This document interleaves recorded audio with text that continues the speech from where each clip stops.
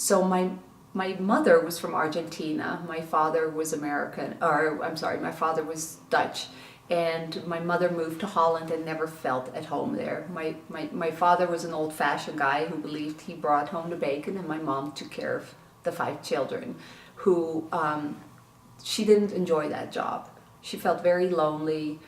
She cut herself off from the world more. It wasn't the people around her. Looking back, it was really my mother just thinking that the world didn't like her, judged her, discriminated her for her religion. She was a Christian Scientist, probably the only young Christian Scientist in Holland, and she put a lot of her misery on her children. So it just wasn't a joyful house. We were blamed for her miseries, you know. We wish you weren't born, you're a biological mistake, you kids are parasites. We got to hear a lot of that.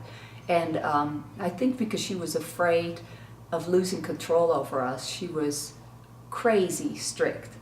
She was Argentinian strict in a Dutch country, which is very open-minded, and kids are raised much less strict. So we really didn't fit in with the kids. And my mom would give us punishments, like if we spoke back to her as a teenager, the punishment was that we wouldn't be allowed to wash our hair for a week. So we walked around to school. We had to go to a private school. Everybody wore certain clothes. My mom didn't want to spend the money on the clothes that the rest of the kids wore, and we had greasy hair. For some reason my mom believed that we didn't have to brush our teeth, so we had, you know, yellow coated teeth, and she just had all these very weird reasons, very weird rules. And one of my very painful childhood memories that stuck with me for a long time was that I had an incredible overbite, was teased relentlessly by children, and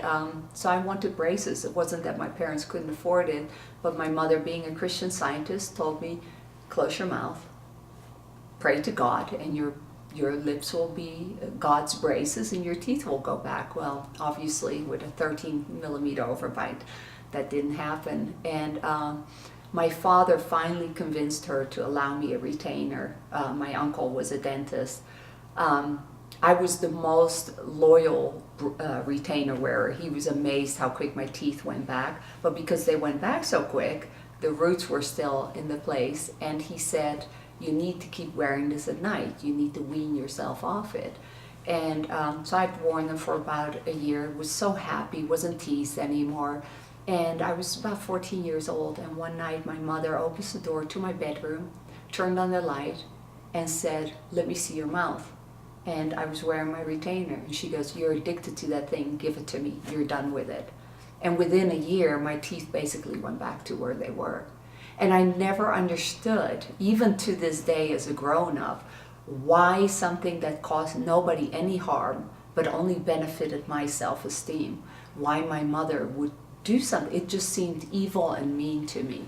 And so maybe to the average person hearing this, you know, if you've never had an overbite, you've never been bullied or teased, that sounds like, even to me at my age now, it's like, you know, what's the big deal? But when you're in that age, and we already didn't fit in on so many levels, and then something like that, and then with the greasy hair, and just the punishments never fit the crime and stuff. It was just it was a mentally abusive. Also, my mother really worked the sisters against each other, spoke bad, you know, just set us up against each other. And my sister, one of my sisters and I were the closest together, yet my mother wouldn't allow us to be in the same room chatting because she was afraid that we'd talk bad about her. So there was a lot of negativity and fear. Even though her words spoke of everything spiritually that I have learned to be true, like the Course in Miracles, all those things. She read all those books, but there was absolutely no application of it. So she was a very self-righteous woman with her words, this is how we need to live, but in her actions she was exactly the opposite. And so when I became a mother, I definitely learned through her mistake to make sure that I will only teach my daughter through example. If I cannot do it myself, how can I expect my daughter to do something? So in that, I'm actually grateful, looking back with the gift of a tough childhood, because I again chose to turn it into something good.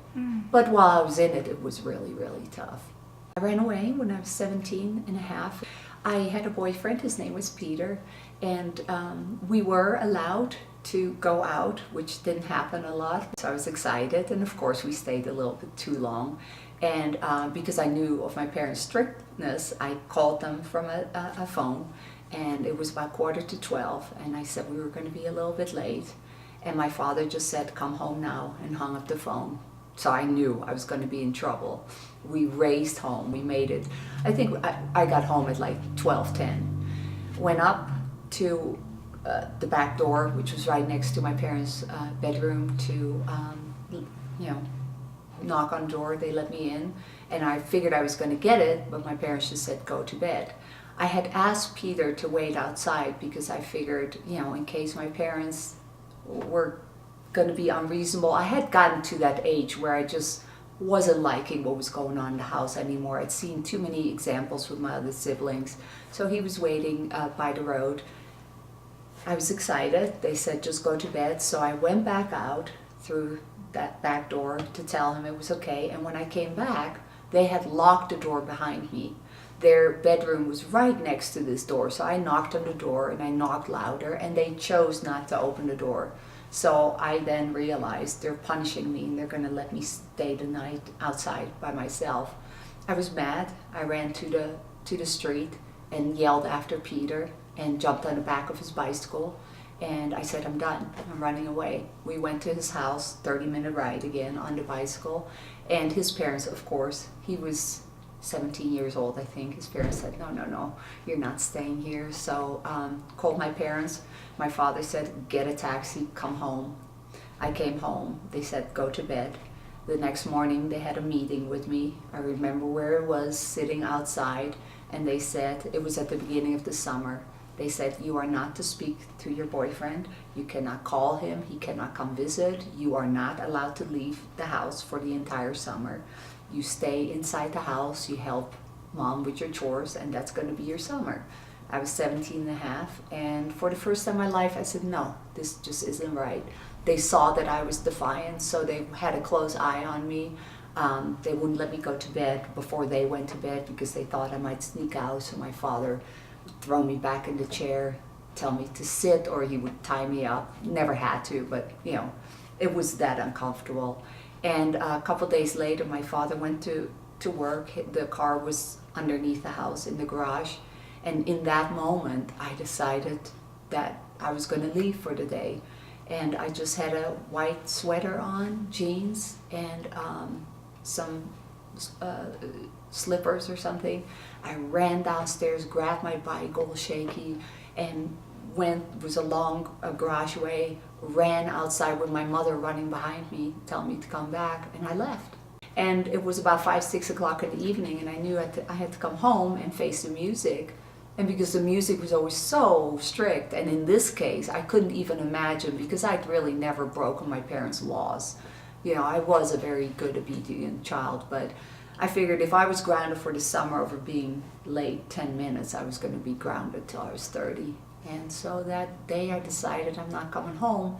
And even though over the next few days I wanted to go home, and my parents knew where I was working, but they never came looking for me. And so that really showed me they didn't care.